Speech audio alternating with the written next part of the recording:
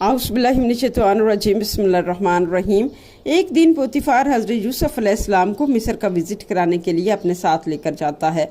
वो उन्हें एक बहुत बड़ी सल्तनत दिखाता है और बताता है कि ये सल्तनत माउन और हामून की मलकियत है। वहाँ पर बहुत सारे बागात थे, चरागाहें थी, जानवर थे और बहुत सारी औरतें थी।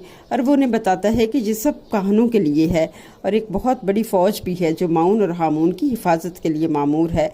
इतने में एक काहन फ़ौजी आकर फसाद फैलाता है तो पोतीफार उसके पीछे जाता है, उसे पनिश करता है और वार्न करता है कि आइंदा फसाद फैलाया तो बुरा होगा।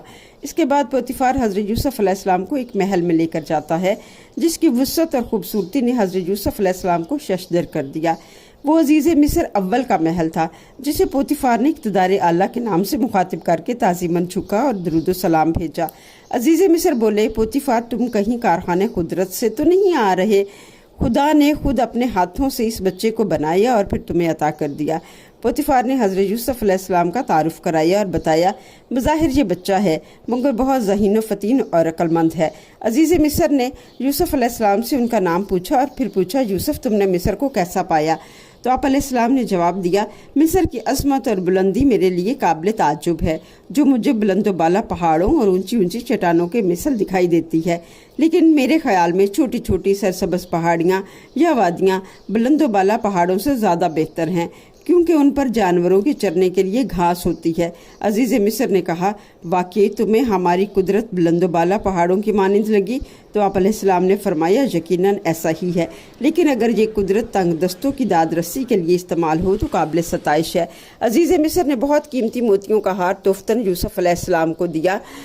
पोतीफार ने अजीज़ मिस्र अव्वल को काहन फ़ौजियों की शिकायत लगाई और अपने महल वापस आ गया।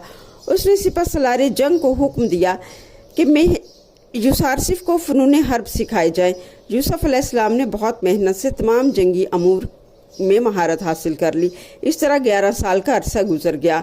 महल में हर शख्स यूसुफ अलैहिस्सलाम का दीवाना बन जाता है। बच्चे, जवान, बूढ़े, गुलाम, कारकुनान सबके हर दिल अजीज़ हो जाते हैं। वो सबको खुदाई यकता की तालीम देते हैं। उधर वज़ीर बहुत ज़्यादा बीमार हो जाता है। हज़रत यूसुफ अलैहिस्सलाम उसकी खिदमत करते हैं और उनकी तीमारदारी के लिए जाते हैं तो वो हज़रत यूसुफ अलैहिस्सलाम से कहता है, मैं 11 साल से तुम्हारे खुदा के बारे में सोच रहा हूँ, बताओ मैं क्या करूँ? हज़रत यूसुफ अलैहिस्सलाम कहते हैं, जब आप बुतों से बेजारी महसूस करते हैं तो आपको मुबारक हो, आप यकता परस्त हैं। एक अल्लाह पर ईमान लाने के साथ साथ पैगम्बरों पर ईमान लाना भी ज़रूरी है। आप बताते हैं कि हज़रत आदम अलैहिस्सलाम सबसे पहले नबी थे और यूसुफ इस वक्त आखिरी नबी है। वज़ीर कहता है कि क्या आप रसूल खुदा हैं? आप अलैहिस्सलाम ने फरमाया, जी हाँ। तो वो ईमान ले आता है। वज़ीर की बीमारी के दौरान में पोतीफार हज़रत यूसुफ अलैहिस्सलाम को अपना वज़ीर मुकर्रर कर देता है। इस खबर से महल में सब लोग बहुत खुश हो जाते हैं। जानने के लिए कि अब हज़रत यूसुफ अलैहिस्सलाम किस तरह वज़ारत की जिम्मेदारी को निभाते हैं, हमारी नेक्स्ट एपिसोड का इंतज़ार करें और हमारे चैनल को ज़्यादा से ज़्यादा सब्सक्राइब करें। जज़ाकल्लाह खैर।